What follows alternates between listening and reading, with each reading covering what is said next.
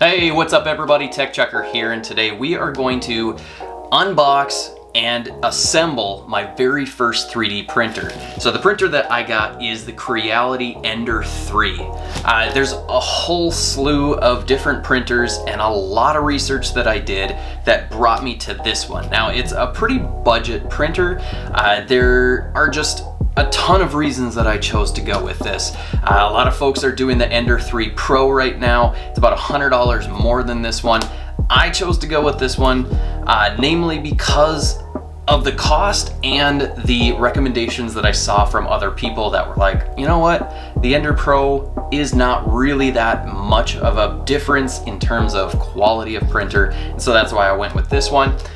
I went with a FDM printer rather than a resin printer because I wanted to be able to do diorama parts and whatnot that might be a little bit bigger, but they're more geometric, so I didn't have to worry about the resolution and the quality of those prints as much. Later on, I may buy a resin printer to go with this thing, but we're gonna go ahead and open this thing up and we are going to pull all of the parts out and assemble this thing.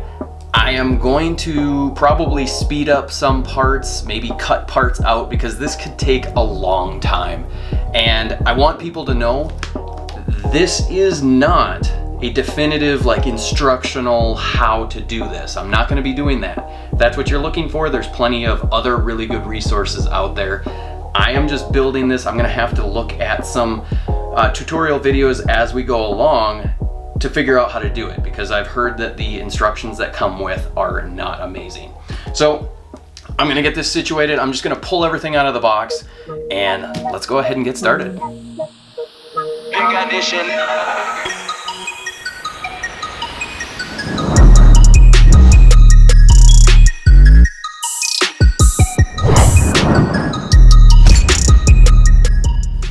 So here are all of the parts. You can see there are a lot of pieces. We've got a couple of bags with pieces inside, so there's a ton of stuff in here. And the first impression that I have is the quality of workmanship on this is really, really high. It's, these are extruded aluminum pieces. They feel pretty high quality, at least for what I'm used to. The only thing that I'm noticing that feels a little cheap is the power supply, and I already knew that. That's one of the main things from the Ender 3 Pro that I almost wanted to go with the Pro, because the power supply on the Pro has a little bit higher output, and so I would assume then that it's got a little bit more weight. I work in IT, and I used to work at Gateway Computers, and we always kind of knew the economy computers were really lightweight, and that's still kind of true. The heavier it feels, the higher quality the pieces. So that's my only concern, is that this power supply might not last that long, but power supplies, especially in this format, probably pretty easy to be able to replace later. So that's another reason why I decided to just go with the Ender 3. So let's go ahead and get started with this. I'm gonna find some instructions to be able to follow, and we'll get started. Okay, so we got everything kind of organized. I've got all my screws and whatnot here. I'm actually surprised there's not nearly as many screws as I was expecting, so that actually is a positive. They do have a little USB adapter that comes with a micro SD card. It says that there's instructions or an instruction manual on here, nothing more than just a PDF of the assembly, so that's not going to be that helpful. I am on a particular YouTube channel that I've got over here. What are they called? CHEP. It's CHEP. I'll leave a link in the description. This is the channel that I'm using to kind of walk through the installation to make sure, because he's got a few items in here that he recommends that you do that this doesn't really kind of portray that message. So first thing that I'm going to do, I'm going to pull this build plate off. I'm not going to necessarily chat throughout this entire thing. I may speed some parts up, because who wants to see me unclipping a bunch of little things like this and doing the boring stuff? Jeez, I cannot get in there. Kind of like a plastic with then almost like a Teflon on there. So then he recommends that you flip this thing over and you want to check to make sure that this build isn't, or this thing isn't wobbling, because this is essentially the best time to do that. And it's these two wheels that you can tighten or loosen. And you know, this thing feels pretty tight as it is. They give you a bunch of tools in here, which is kind of cool. It's right underneath here. We're just gonna snug it a little bit because I don't want this thing tight, too tight. But since this is my one and only opportunity, well, I mean, I could redo this, but there, no wobble, and yet it still freely moves. Good. Next up, I need my uprights. I think these are the uprights. These are the aluminum extruded pieces. Let's see. I like how they package this. They're all covered in plastic, keep them protected. Which side has the electronics? It's this side, so I need to start with this side. These on here, like so. Okay, so.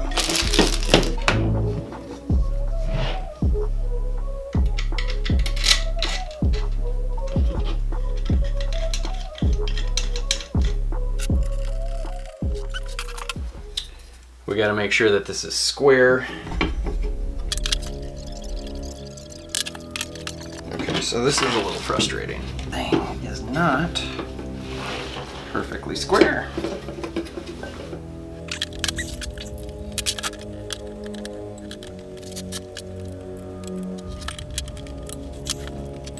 Okay, that thing is not even remotely close to square unless my square is garbage. No, my square is just fine. Okay, so I got this one on. I think I'm a little bit discombobulated where everything is at. The video was telling me to do a particular side. I think I did that side wrong. Are you kidding me?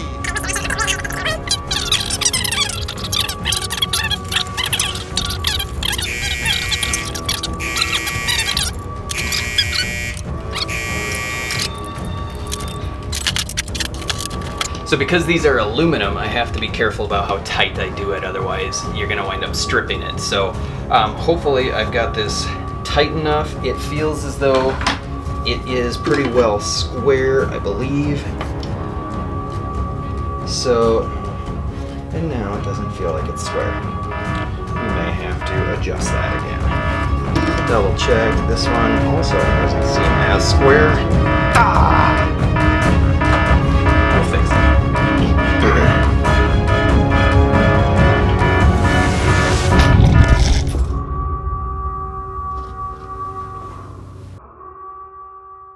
Okay, so the wife is mowing the lawn. You probably hear that a little bit, but not a big deal. So we're gonna put the Z-axis motor on next. That's what the YouTube guy is telling us. Should be pretty simple. I just need another Allen wrench. Which one are you? Must be the small one. Nope, this one. Too big. We need one more.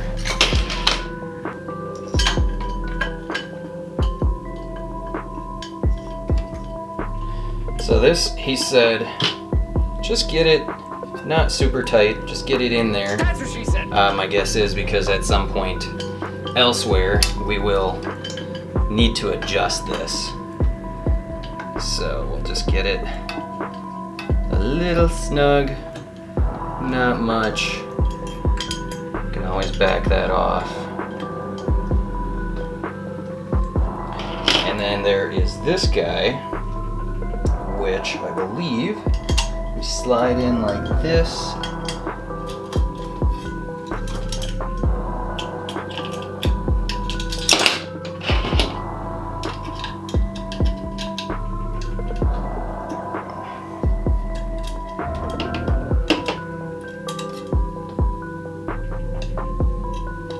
Now, This one should be interesting because I'm not certain what I saw on the video, so who knows where this is gonna go. Okay, I think it's the longer one, is my guess. We are gonna see. Oh, it looks like that's where the filament guy goes too. Okay. Show. We've got you like so. How does that work? Like that. Okay. So you go in like that. No.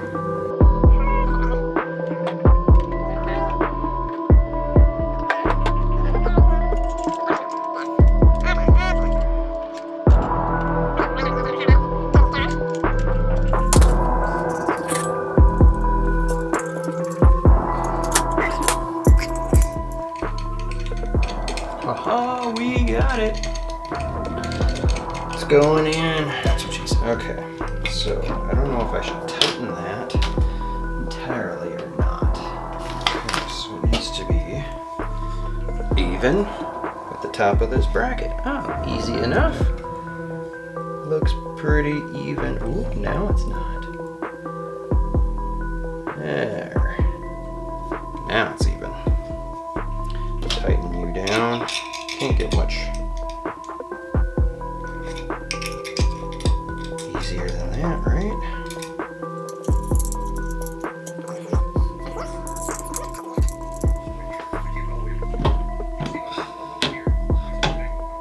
I think I need to level this. Ooh, actually. That looks pretty darn straight. I think we got that. It looks very good. Right now, this cross piece is not perpendicular to this, so I gotta square that up, which is kind of a bummer because we gotta twist this bottom piece again. So what we might do is loosen this one.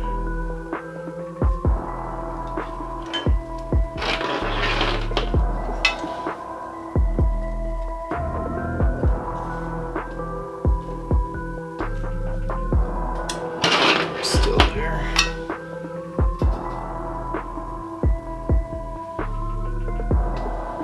Looks pretty centered.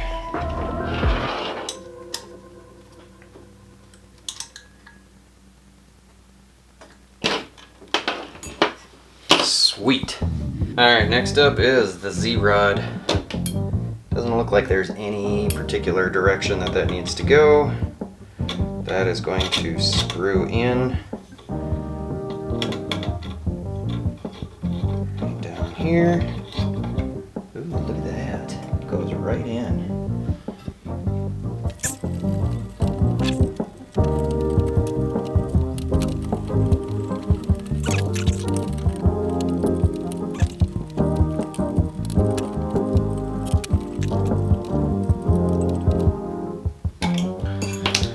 Okay, we got that. Alright, we're putting the belt on. We're getting there, you guys. We are getting there. It's only taken so many hours. I don't think it's been a couple hours yet. Okay, so how is he doing this? He's got this. I don't know.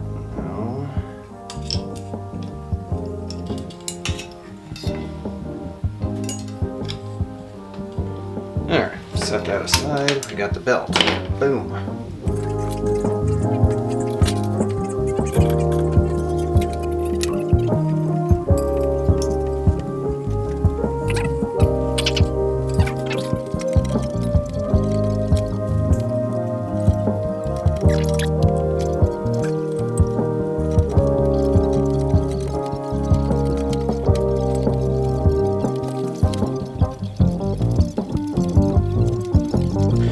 Next up, belt tightener.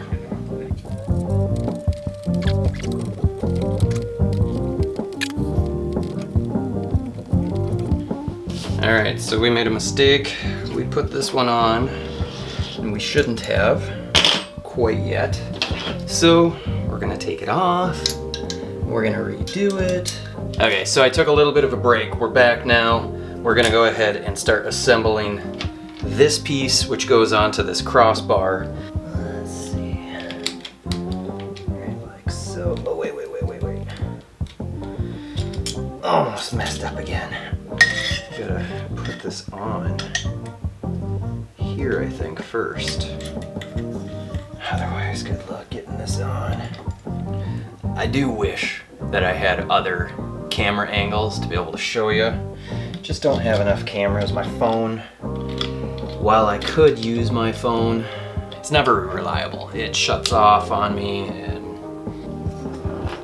All right, that's on. Goes down. Goes up. Side to side. Haha, sweet. Next up, we're gonna throw this guy on, this cross piece, and I think we just need to get that kind of finger tight, roughly.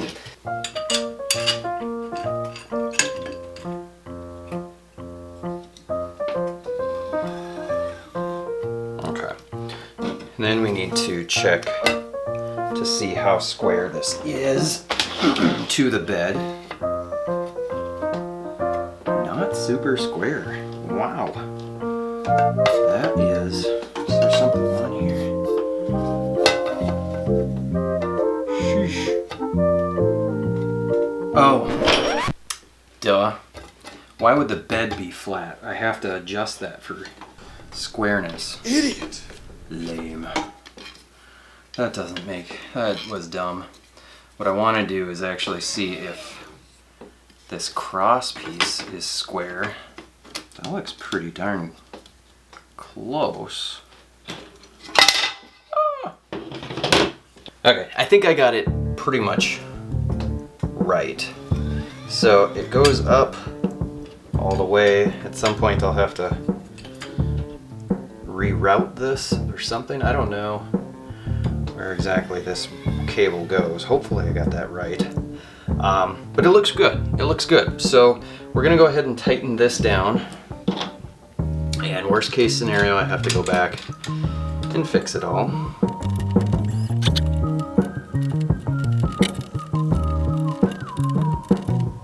Okay, that is all tight. Let's make sure these are still snug. I could go a little further. And because I don't really think that I don't want things loosening up on me while this thing is going, but you don't want it too tight that it's gonna wind up jamming up. But everything seems pretty smooth as far as I can tell. Sweet. Power supply is going on, and that is going to go where? Power supply goes onto this side, goes right here, and like so. Because I live in the United States, our electrical, we need to turn that to 115 volts rather than the 230, otherwise we'll have issues there. And I need, which screws is it? M420s. Got that at the bottom.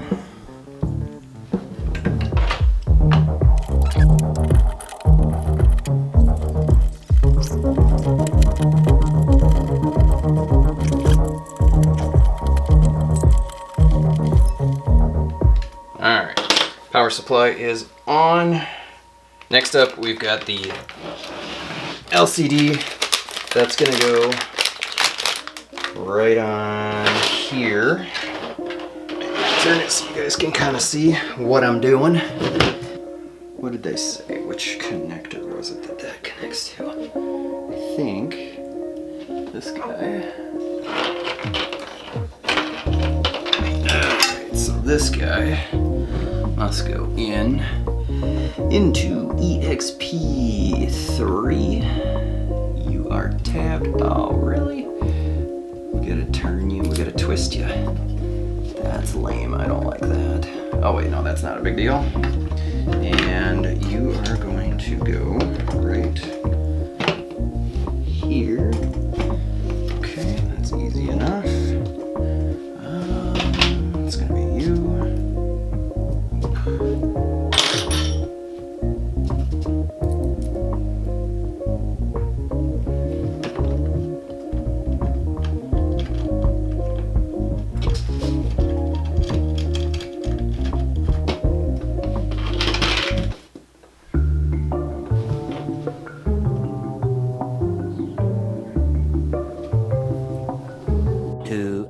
Later.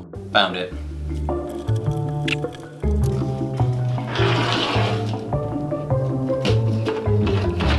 Alright, so next up we need to put our tube in.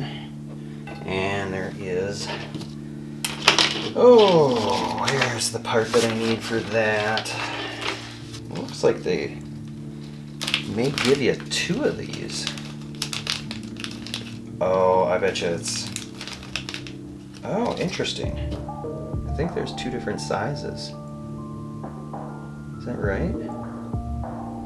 I might be completely wrong. I think they're the same size. Let's just double check. So essentially this goes in like that. Let's see what this one does. They seem about the same. So we're just gonna do this guy, set to kind of hand tighten that, and then he's gonna go right in, all the way in, and then there's a little blue clip. We've got a couple of blue clips, and this one goes there, and it's supposed to hold it in. It's holding it in pretty good. And then there's another one over here on this side, which you're not going to be able to see down here. So this particular piece will, you can pull that all the way out. Looks like it's already got like a little ribbing on there from sitting in there, but you push that all the way in till it won't go anymore. And then I bet you use this bigger one to clip that in. And this little clip, because to release it, you push this down, this clip holds it from popping out. And now a lot of people recommend getting a new hose, because your filament comes through. It feeds in initially through here and then goes through to your nozzle. And a lot of people recommend getting a higher quality hose. I'm not going to do that for right now. We'll just see how it prints with the default out of the box one. We're gonna get some of this wiring connected. This, I guess, clips right in here so that it won't go anywhere, which is good. And then I believe this goes into here. Only one way it looks like that it can go for the Z motor. And do I have it going the right way? I did not. Oh wait, there's a tab. How does that go? There we go. And then this sucker must go in up here. X. Here's the X. That goes to U.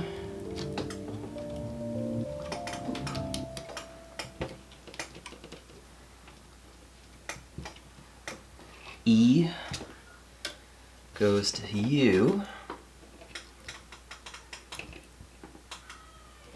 And then there's another X. That must go down here? Feels like that's not enough space. And like not enough wire. That's Z.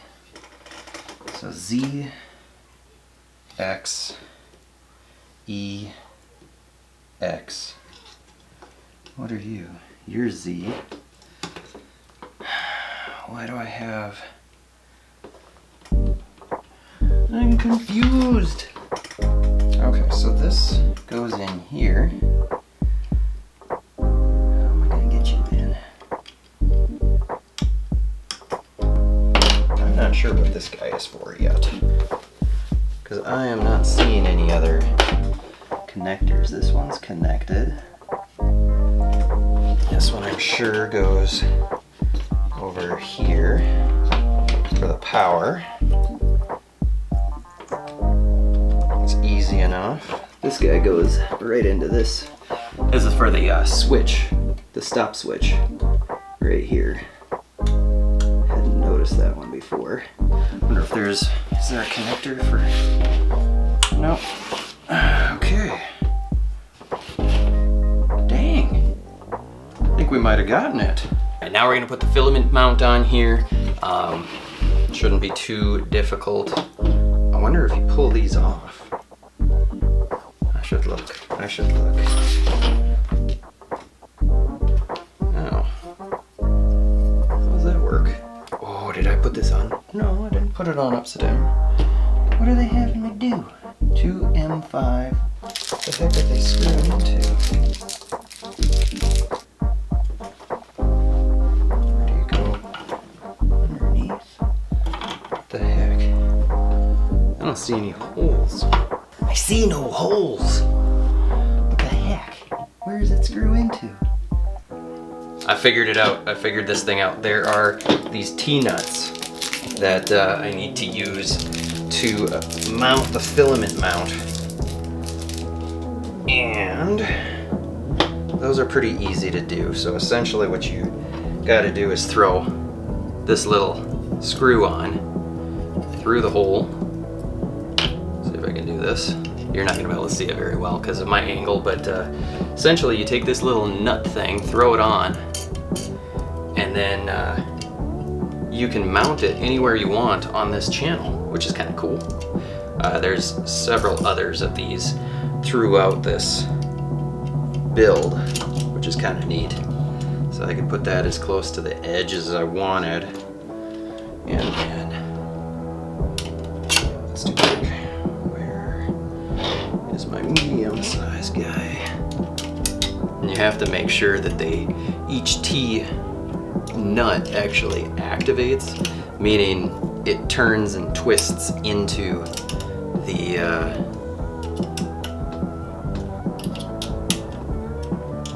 little channel. Otherwise it's not going to tighten and it's not going to hold anything.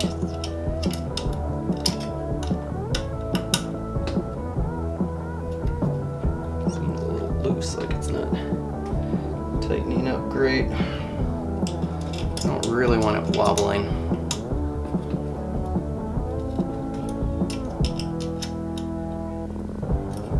There we go. That's on. So with this, they do give you a very, very small bit of filament, and I don't think that I'm going to print anything with this right now, at least not on film. I might use it just to test some things out real quick off camera, but I just got notified via Amazon that my filament has shipped, and so that should be here in the next couple of days. So I'm gonna go ahead and cut this video where it is right now, and obviously you won't have to wait like I do, but then we'll pick this up and we'll do my very first print. Before I do that, I will level the bed and all of that. I'm not gonna show you the bed leveling because at this point, I don't necessarily know what I'm doing, so I'm not gonna do that as a tutorial. If it's something that you guys are interested in, certainly I'll go ahead and show you how I do it once I get the hang of it and I consider myself a little more of an expert and I've had, you know, a fair number of successful prints. You also don't need to see me doing all the cable management, getting it all situated there either, so I won't bother you with any of that. But here is the printer in its completed state. It actually has a much smaller footprint than I was expecting, which is kind of nice. I'm still not entirely certain where I'm gonna put this thing, but I'm super excited to get started, so I cannot wait for Amazon to ship this stuff so I can get started and see where we can go with this. So I'll see you in a little bit. All right, we are back. I finally got my filament. It's been, I don't know, maybe close to a week since I actually did the unboxing assembly of this thing.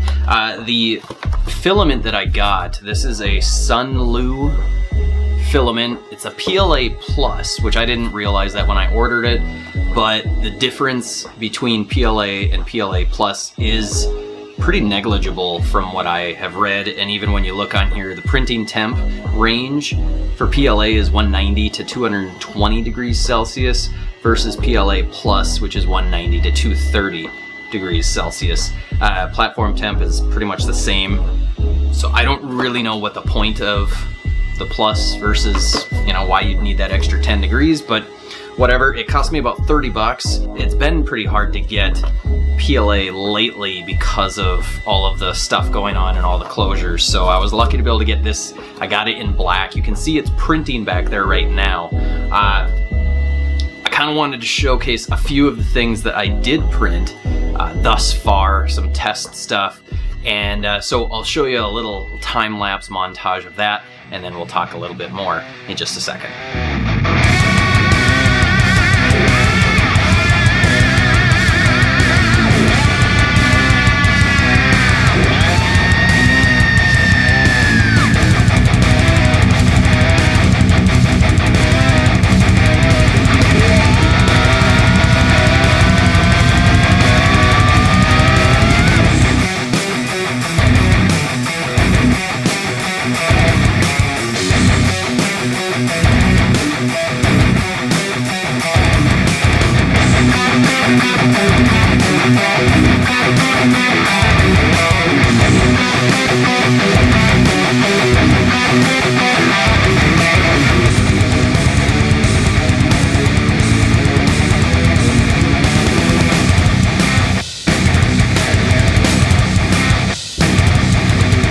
Alrighty, so there you have it. Those were my successful prints for the most part. This little bracket thing that I printed off, which you're probably not going to be able to see, this is meant to be like a bracket that might be on a diorama for those timbers that might go across on the roof or the upper portion of a building. I think I need to scale this up a little bit and tweak some of the settings. That's the biggest thing that I'm finding, is there's so many settings that you can play around with to try and get your prints just right. This little dog that we printed, I used the PLA that they actually provided with it. It's amazing how smooth it is and how detailed it is. This was a pre-sliced project, essentially, and I need to dig into that to see what settings they used to get such smooth surfaces. That I really want to figure out. So I'm going to do as much as I can research-wise to try and figure out how to get such smooth prints out of here. One of the other things that I am doing right now, which is printing right now, that's version 2 on the bed, is a door frame, which then there's also a door that I designed, and that's going to go into this piece. For right now, because of the particular dio that I'm doing, I don't need it to swing open, but I gotta figure out hinges, and I may have to just buy the dollhouse hinges and glue them on. Because it's such small prints, I don't think I could do hinges that actually work, unless I did like a peg on the bottom and the top, and then it's kind of a fake hinge. So we'll see how that goes. The one thing that I know is leveling that bed is extraordinarily important, and understanding bed adhesion is really important as well. That's why this one failed. It started to peel up, and also the layers weren't connecting. You probably can't see that, so I had to cut that one short. But I'm really quite impressed with how well this thing is doing right now. It's fairly quiet. I've been able to run this at night. I set up a webcam and did a private YouTube live stream so that I could monitor it from wherever I am in the house or wherever I'm at. Unfortunately, I can't control it, but I can at least see if it's going to fail. So I may, from time to time, do a live stream of the print just let it go late at night if I'm printing. If you guys want to see it, that's cool. If not, it's namely so that I can monitor it. What are my overall feelings of this Ender 3? I'm really impressed. The build quality is great. The ease of assembly, it's actually pretty easy, but their instructions aren't very good. So you do need to use some third-party, instructions. That's why I used Shep's website, the Filament Friday guy. He does a lot of great videos. I highly recommend checking him out if you're interested in 3D printing. But I'm very impressed with this thing. Using the, Autodesk Fusion 360, that's the program that I'm using to design this doorway. If you're gonna be doing design work, I highly recommend that you get yourself some sort of digital caliper so that you can measure things out. That's what gave me the ability to measure my space here and the pieces to get an exact measurement. So that way then accuracy can be, as close as possible to what you're actually trying to build. But other than that, I'm just gonna keep practicing, keep exploring to see what all I can do. And hopefully you guys will be able to join me on this little journey that I'm going on for 3D printing, namely for my diorama stuff. So there you have it. I hope you enjoyed this. Maybe it was useful to you in any way, shape, or form. Maybe you're looking at buying a 3D printer, or maybe you have one already and you're thinking about upgrading to the Ender 3 or whatever. Make sure you hit that like button if you did like the video, hit the subscribe button and the bell notification, and I will see you later.